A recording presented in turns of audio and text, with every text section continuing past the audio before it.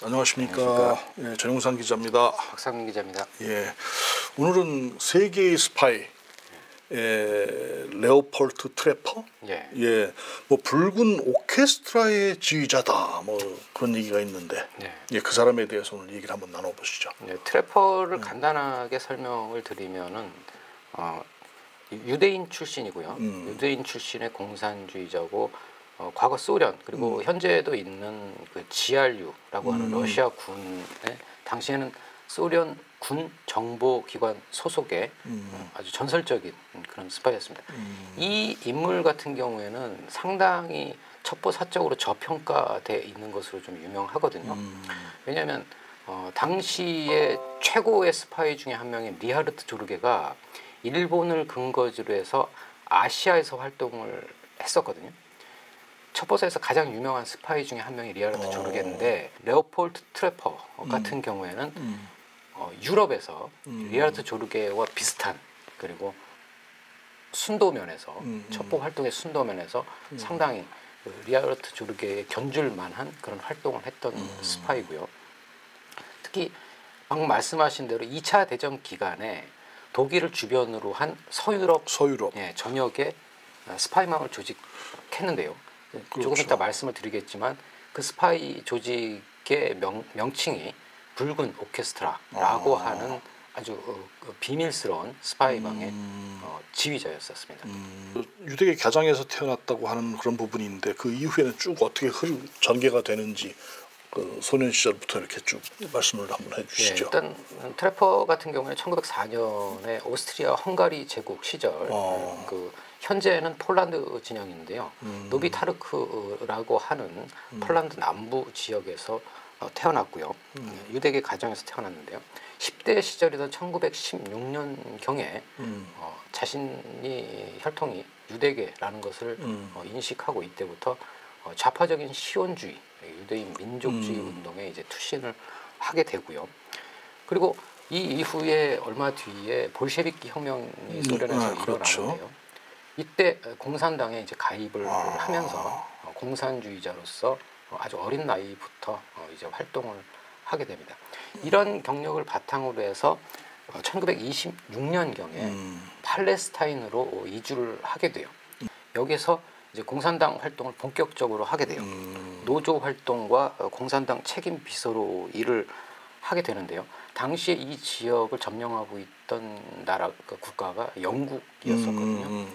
노조 활동을 하고 공산주의 활동을 하면서 영국과 마찰을 빚게 돼요. 그래서 1929년경에 결국에는 영국군의 체포가 되는 상황이 벌어지게 돼요. 그러면 그건 뭐 스파이로서 체포되는 건가요? 공산주의자로서 노조 활동을 하면서 파업이라든가 뭐 이런 불법적인 행위를 했다라고 해서 이제 영국군의 체포가 되고요. 결국에는 1929년에 체포가 돼서 얼마 뒤에 추방 명령을 받게 돼요. 그래서 1930년 3월경에 추방될 곳을 물색하다가 이제 프랑스로 건너가게 되는데요. 프랑스에 당시에 지하 조직이 있었거든요. 공산주의 지하 조직에 들어가서 여기서 유대계 좌파적 성향의 유대계 신문 뭐 이런 것들을 이제 발행을 하면서 이제 활동을 하게 돼요. 그때 뭐 그 들은 얘기는 뭐 디어 몰갱, 디어 MS 뭐 이런 신문들을 이제 발행을 하게 되고요. 근데 1932년경에 그 이후에 어떤 일이 벌어지냐 하면 상당히 큰 일이 이제 벌어지게 되는데 당시에 랍코르라고 하는 그 프랑스의 공산주의 지하 조직이 있었어요. 이 랍코르라고 하는 조직은 어떤 조직이냐면은 공산주의 활동을 하면서 당시 모스크바 GRU와 내통을 하고 있던 그러니까 일종의 스파이 조직이었었어요. 스파이 조직이다 보니까 당시 프랑스 정보국에서 예의주시한 부분이 있었겠네요. 예의주시를 하다가 이 1932년경에 대대적인 검거 작전을 벌여요. 그래서 이 라코르라고 하는 조직이 삽시간에 이제 공중분해되는 뭐 조직원들이 다 이제 체포됐으니까 이제 그 스파이망이 다 무너지는 거죠. 트래퍼도 당시에 이 조직원이었는데 미리 이 상황을 감지하고 독일로 탈출을 해서 이제 신변을 스스로 이제 보호할 수 있게 됐어요. 문제는 뭐냐 하면 이 랍코르라고 하는 조직 이후에 사실상 프랑스 활동하는 지하류 조직망이 일망타진 당한 거예요. 모스크바에서는 이제 고민이 생긴 거죠. 프랑스라고 하면 상당히 큰 어떤 정보 원천이었다가 조직원들이 전부 다 체포되고, 그러니까 그 네트워크가 다 무너지는 거예요. 완전히 이제 그 정보망이 공백이 생긴 거죠. 근데 이 트래퍼는 붙잡히지 않았었잖아요. 독일로 탈출한 상황이니까 결국에는 지알류가 트래퍼를 수소문해서 트래퍼에게 이 라코르가 했던 역할을 이제 맡기게 돼요. 다시 말해서 파리와 모스크바를 잇는 연락책 그리고 정보 접선책으로서 이제 트래퍼를 임명을 하게 돼요. 사실상 이렇게 해서 트래퍼가 첩보에 이제 발을 들이는 거죠. 그런 이제 상황이 된 거죠. 트래퍼 같은 경우는 상당히 그 성격이 과묵한 성격이고 그러다 보니까 사람들한테 신뢰를 많이 받는 이제 그런 성격의 사람이었어요. 그러다 보니까 1936년 경에는 서유럽 전체에서도 상당히 그 신망을 얻는 그런 게 되겠죠. 그래서 그 상당히 중심적인 역할을 하는 핵심적인 인물로 이제 부각이 되게 돼요. 그 안에서. 그러다가 1939년 경에 유대인 출신의 사업가가 운영하던 레인코트 회사가 있었거든요. 그 레인코트 회사를 커버로 해서 이제 트래퍼가 캐나다인 사업가로 위장을 하게 됩니다. 위장을 해서 이제 벨기에 브뤼셀에 이제 침투를 하게 되는데요. 벨기에 같은 경우에는 프랑스와 독일 중간에 있잖아요. 그리고 그 위쪽으로 네덜란드도 있고. 그렇죠. 그러다 보니까 이 서유럽의 중심적인 역할을 하기가 상당히 좋은 위치에 그렇죠. 있었어요. 실제 중심적 역할을 하고 있는 거예요. 이 사람 자체도 이미 서유럽에서 상당히 거물급 스파이로 성장을 해 있었지만 지역적으로 벨기에가 그런 지형적인 장점을 가지고 있다 보니까 브뤼셀의 새로운 거점, 중심이 될 만한 거점을 구축하라라고 하는 이제 지알류의 명령이 떨어진 거죠. 그래서 캐나다인 사업가로 위장을 해서 벨기에 브뤼셀에 침투를 하게 그럼 이때면은 사실 이제 그 독일 그 나치들 관련한 부분이 이제 발생하는 그런 게 있는 거죠. 그래서 사실상 이제 이때 독일 내부에서는 게슈타포, 잘 알고 있는 게슈타포요. 그 다음에 그 대외 정보 기관 중에서는 SS 보안대라고 해서 SED라고 하는 기관이 있었고요. 그리고 군조직으로 아베르라고 하는 이 세 개 조직이 당시 나치 정권 하에서 굉장한 악명을 떨치던 정보 비밀 경찰 기능을 하고 있었거든요.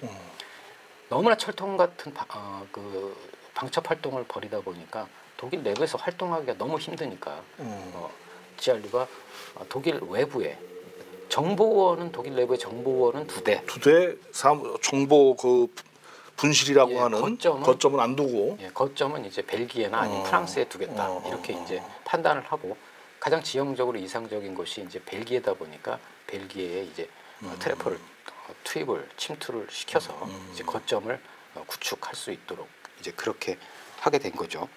뭐 이렇게 조직망을 구축을 하다 보니까 상당히 많은 정보들을 얻게 돼요. 나치 독일 군의 병력 이동 상황, 그리고 병력의 규모, 그리고 병참 계획, 독일군의 일거수일투족을 거의 다 파악할 수 있을 정도가 됐었고요. 그리고 어느 정도까지 그 정보력이 미쳤었냐면은 당시에 히틀러가 영국 침공에서 실패를 하게 돼요. 그리고 나서 선택한 것이 소련 침공이거든요. 근데 그 소련 침공에 앞서서 그 소련 침공의 계획이 이제 바바로사 작전이라고 하는 작전명이에요. 이 트래퍼와 붉은 오케스트라 이들이 이제 붉은 오케스트라 그 조직인데 되는데 트래퍼와 붉은 오케스트라 조직원들이 이 바바로사 계획을 미리 사전에 파악을 했어요. 그러니까 어떤 경로로 이것을 파악했는지는 지금까지 명확하지 알 수가 않아요. 없어요. 그거는 이게 다른 게 뭐냐면 제일 앞에 말씀드렸던 리하르트 조르게라고 하는 일본에서 활동했던 최고의 스파이 중에 한 명인데요. 그 사람 같은 경우에는 그 당시에 독일 무관으로부터 그 정보를 입수를 했었거든요. 그래서 역시 마찬가지로 스탈린과 지알류에 전달을 했어요. 근데 이 트래퍼는 그 정보를 바바로사 계획 작전에 대한 정보를 어디서 입수했는지는 전혀 알려지지 않아요. 그만큼 이제 굉장히 기사가? 굉장히 은밀하게 이제 활동을 했었고요. 근데 실제로 1941년 6월에 나치가 소련을 침공하게 되죠. 그렇죠. 근데 이 당시에 스탈린은 어떤 생각을 가지고 있었냐면 코민테른이라고 하는 조직이 있었는데 그 코민테른의 많은 공산주의자들이 사실은 서방의 이중 스파이다 이렇게 생각을 하고 있었어요. 그러다 보니까 거기에는 리하르트 조르크에 대해서도 마찬가지로 그렇게 생각을 하고 있었기 때문에 결국은 완전히 그 신임을 하지 않는 부분인 거네. 네, 의심을 했어요. 신임을 안 했을 뿐만 아니라 의심을 하고 있었어요.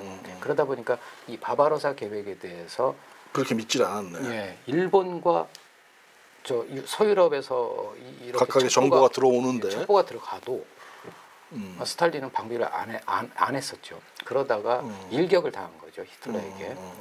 결국에는 그렇게 나중에 이들의 정보가 사실이었다라고 하는 걸 알게 되는 거지. 입증이 되면서 그때부터 이제 믿기 시작을 해요. 그만큼 이제 이들의 정보력이 굉장한 정보력을 가지고 있었고요.